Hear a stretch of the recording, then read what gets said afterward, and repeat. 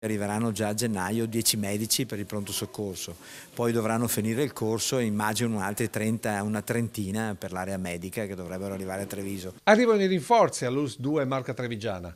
È la quota aspettante dei 500 medici annunciati dal presidente Zaia nella conferenza di fine anno. Una vera e propria boccata d'ossigeno per la sanità trevigiana. Questo è un grande respiro per l'organizzazione e soprattutto per abbattere le liste d'attesa e rispondere anche come aiuto al grande lavoro che stanno facendo i nostri medici, i nostri operatori. Questo ci darà la possibilità ovviamente di caricare meno di lavoro i nostri e finalmente di poter far respirare anche i nostri operatori. Quindi una grande iniziativa che effettivamente dà forza all'organizzazione.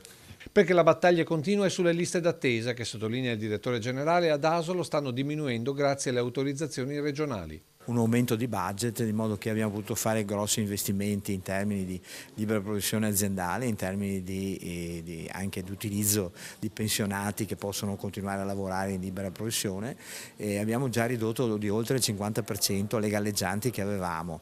Nell'area di Asolo ne avevamo circa 15.000, siamo arrivati a 4.783, quindi un bel lavoro, ringrazio tutti, sono convinto anche per il mese di aprile di azzerare completamente le liste d'attesa. Infine il capitolo innovazione dei medici di base che su indicazioni regionali potranno effettuare alcune prestazioni con macchinari sofisticati, alleggerendo il carico dei poliambulatori ospedalieri. Noi dobbiamo chiaramente fare degli accordi contrattuali con i medici, ci troveremo a livello di comitato aziendale e cercheremo di portare avanti questo che poi è anche recepito nel patto per la salute.